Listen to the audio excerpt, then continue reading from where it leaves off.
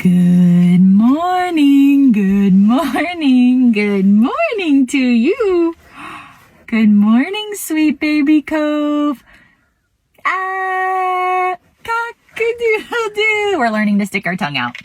So yesterday I had a pretty remarkable experience happen, and I wanted to share it with you all because I believe that spirituality used to be something a little bit more taboo that people didn't talk about. And now we're finding millions and millions and millions of people around the world curious around spirituality, curious around what this connection is and who God is for them and how to feel connected to something much bigger than ourselves.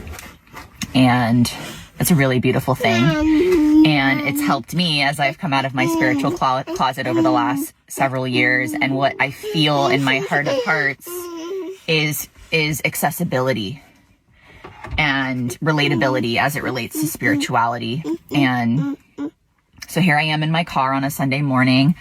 And yesterday I was on the phone with my brother from another mother, Pat. And I was sharing something around my journey and a big breakthrough that I was having and how inspired and lit up again I am in my business, in my relationships with myself, with my body, with my son. And all of a sudden this fell from my rearview mirror, boop, like right on my center console. And this was gifted to me by my second mama, Joy, who passed away a couple years ago. And these actually have her daughter's ashes, Nikki's ashes, in them. And she gifted this to me when I was getting married to bring Nikki with me down the aisle because she would have been likely my maid of honor.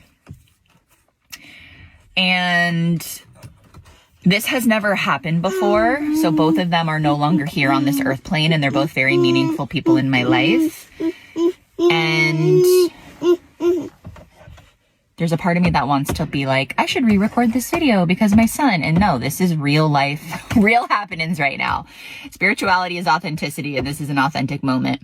So this fell off for the first time ever from my rearview mirror. Boop, right as I was sharing this profound moment of like, okay. And I told Pat, and I was like, hold the phone. This just fell off. And we had this moment of, wow, Nikki's here. So all of a sudden, I'm on social media yesterday and my memories pop up. You want to stand up, buddy? Woo!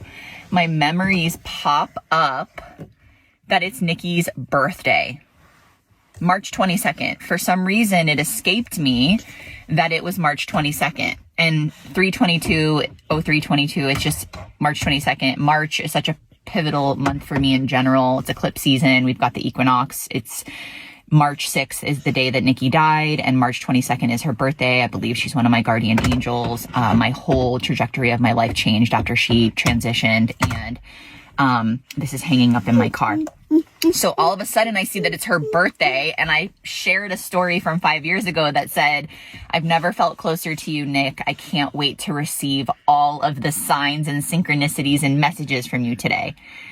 That was from 5 years ago.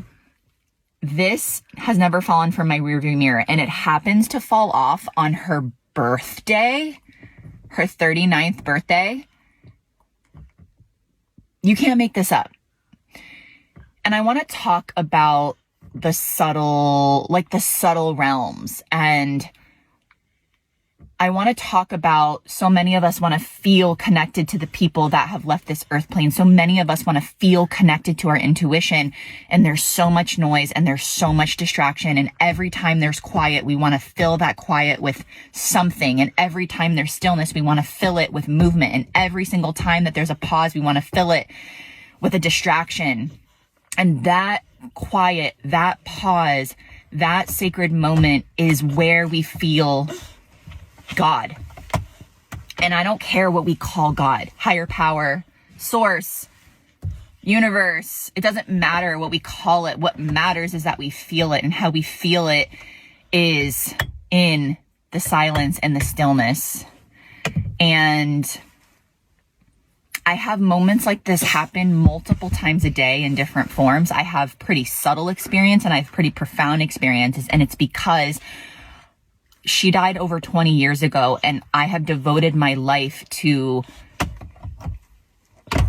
being in relationship with the stillness, with the pause, with the subtleties of life. And it's supported me in the moments that are so excruciating as a human. It's supported me in the moments where I want to give up. It's supported me in the moments where I question everything. It supported me in the moments where I don't understand the world that we live in and the hurt and the pain and the chaos that we're experiencing. And it supported me in quantum leaps and magic and miracles, and it's just supported me. And I want that for you if you're desiring that for yourself.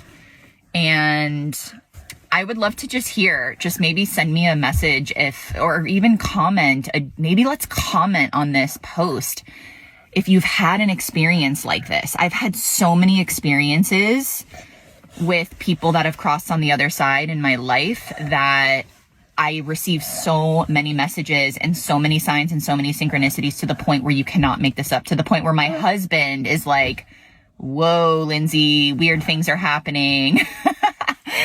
And he's like, I believe it now. Like, I believe in a higher power. I believe in co-creation. I believe in manifestation. I believe in synchronicities because he's been around me enough to where otherworldly things happen. And it has given me so much meaning and purpose, and honestly, just a peace and a harmony and a presence within me that cannot be taken away. So Mr. Cove wants to go back inside.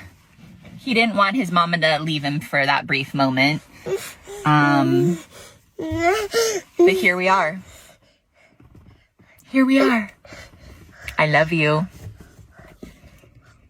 Comment below. Send me a DM. I don't know. Comment. Just comment anything. If this resonates, if this doesn't resonate, if you're like, I want to feel God within me too. Or, oh my gosh, I have so many synchronicities. Maybe share. I've got so many of these stories. I'm going to start sharing them more. Okay. I love you. Real life mama mode.